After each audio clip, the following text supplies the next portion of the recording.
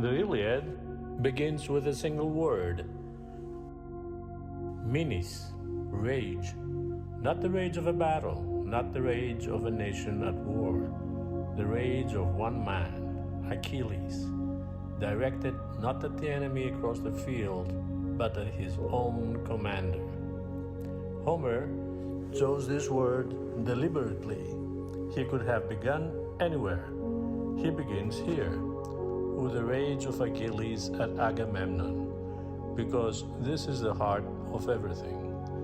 Not the war with Troy, the war within. In 30 years of studying Homer, and in writing Homer, the Iliad Decoded, I have come to understand that Achilles is the most precisely drawn psychological portrait in all of ancient literature. He is not a warrior, he is the hero within, the part of every human soul that carries the fire of its true purpose, that knows at the deepest level what it is here to do, and that will not compromise that purpose for any social pressure, any authority, any collective demand.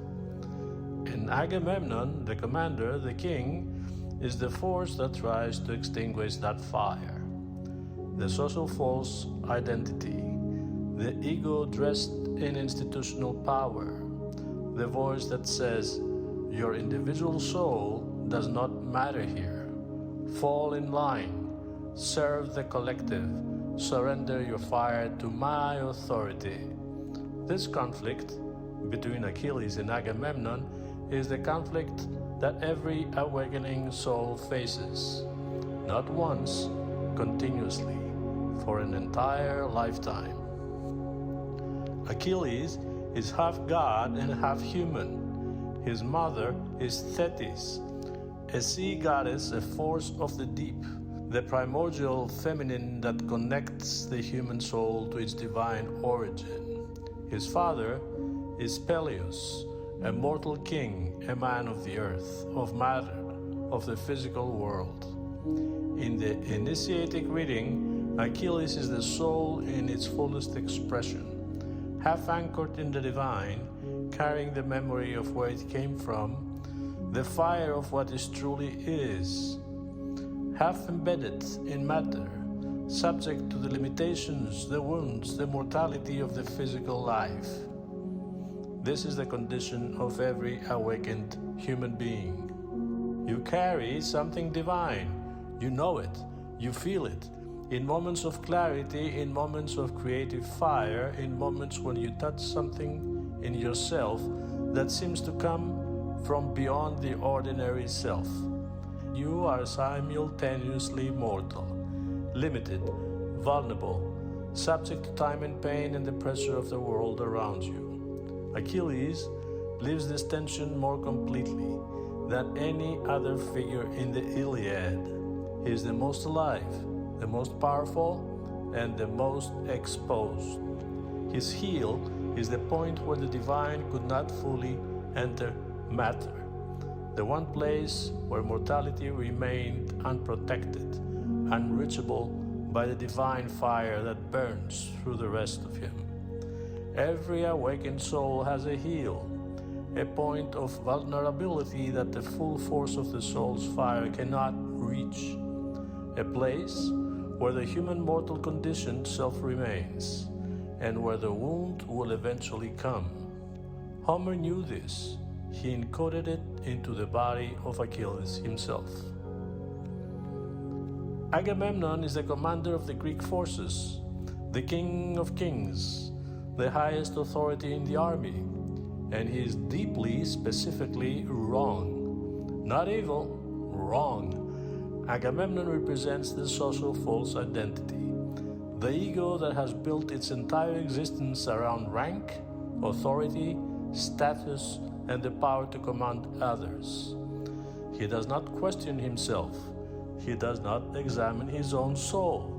He assumes that his position gives him the right to define reality for everyone beneath him. When Achilles challenges him, when the hero within refuses to submit, Agamemnon's response is automatic and revealing. He takes Briseis, Achilles' prize, his honor, the symbol of his individual worth within the collective system. He does not argue with Achilles' soul, he punishes Achilles' identity within the social structure, because that is all he knows how to do. This is the mechanism of the social false identity in every human life. It does not engage with your soul's fire directly.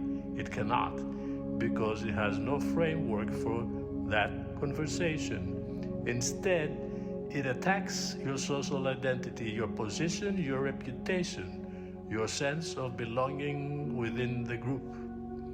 It says, you can have your inner fire, but it will cost you your place here, your security, your status, your connection to the collective that gives you safety.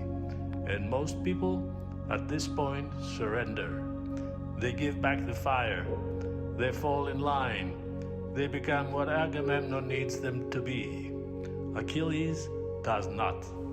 Achilles withdraws. He does not surrender his fire, but he does not direct it correctly either. He sits in his tent. He refuses to fight.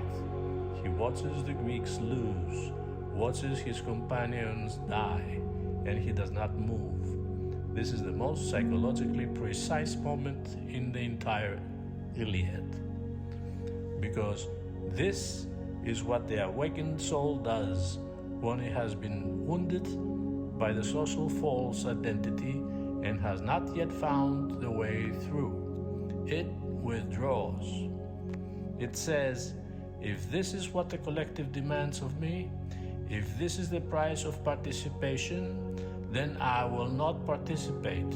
I will keep my fire. I will not let them have it, but neither will I use it. And everything suffers. The Greek suffers without Achilles.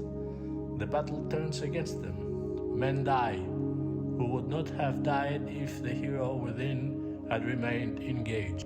Homer is showing us the cost of the awakened soul's withdrawal from life. When the hero within goes silent, when the soul's fire is banked rather than directed, the world around it deteriorates, not as punishment, as consequence. Because the fire of the awakened soul is not private property. It is not something you can withhold from life without life suffering for its absence. The soul's purpose is not self-protection. It is engagement, directed, aligned, purposeful engagement with the life it has been given. Achilles has the fire, but in his withdrawal he has forgotten what the fire is for. What breaks the withdrawal is not reason, not argument, not strategy. It is love and grief. Patroclus, the one who loves Achilles most truly, the heart of the hero, goes into battle in Achilles' place and is killed. The false self, Hector, kills the heart, and Achilles' grief is total, absolute, beyond the reach of the withdrawal he has constructed around himself. This is the moment Homer has been building toward from the very first word. Menis, rage, transforms into grief. And grief, the kind that dissolves every defensive structure the soul has built around its wound, becomes the doorway back. Achilles returned to battle not as a warrior serving Agamemnon's army. He returns as a soul serving its own deepest purpose. The distinction is everything. He does not fall in line. He does not reconcile with Agamemnon's authority. He acts from his own fire, directed now, not by rage at the social false identity, not by withdrawal from the collective, but by the pure purpose that was always what the fire was for, to protect the soul, to keep her always turning towards the heavens, toward home.